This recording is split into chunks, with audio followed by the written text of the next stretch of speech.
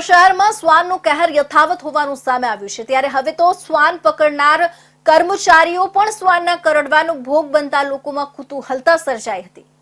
Dog rescue ટીમના સભ્યને શ્વાને બચકું ભરતા ઇન્જેક્શન મુકાવવા હોસ્પિટલ દોડવું પડ્યું હતું।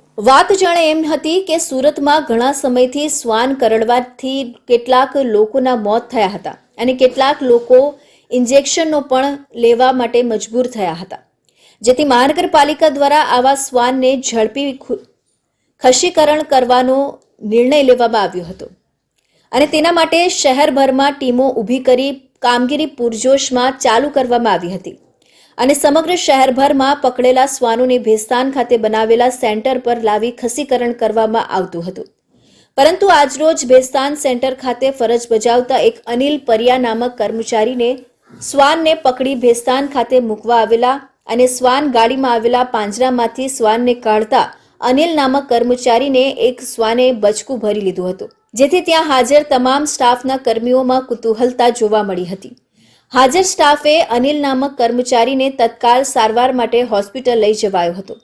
સમગ્ર વાત વાયુ વેગે શહેરમાં પ્રસરતા શહેરીજનો જો મહાનગરપાલિકાના કર્મચારીઓ આવા શ્વાનના ભોગ બને તો પ્રજાજનો કોના ભરોસે જેવી ચર્ચાઓએ જોર પકડ્યું હતું। कुत्ता ने कट कर दिया था, कुत्ता पकड़ रहा था इसी को। कहाँ पे हुआ है? तो इरियम कितने बजे हुआ है? ये 7:30 बजे 7 बजे थे। कितने कुत्ते थे? ये 16-17 कुत्ते थे। एक ही काटा था। અમારી એસએમસી ની ટીમ છે અને એસએમસી ના એક કર્મચારીને કૂતરું કડી ગયું અને ઇન્જેક્શન અપાયું હતું। શું નામ છે અને કઈ રીતના અને અનિલભાઈ ભીમભાઈ કઈ રીતના કહ્યું ના મારી હાજરીમાં નથી કર્યું।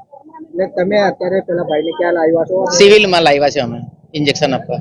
હવે કઈ કામ કરતા હતા? કામ તો જોવા એ કૂતરા પકડવાની કામગીરી કરે છે। શ્વાન પોતાના સ્વભાવને કારણે દરેક જગ્યાએ જાણીતું છે, કારણ કે હર કોઈ જાણે છે કે શ્વાન બચકું ભરવાની આદત ધરાવે છે, ત્યારે એનાથી બચવું ખૂબ મુશ્કેલ હોય છે, કારણ કે રખડતા શ્વાન ક્યારે હુમલો કરી બેસે એ કહી શકતું નથી। માટે બુદ્ધિશાળી કહેવાતી માનવજાતિ એનાથી બચવામાં નિષ્ફળ રહી હોય એવું હાલના તબક્કે દેખાઈ રહ્યું છે।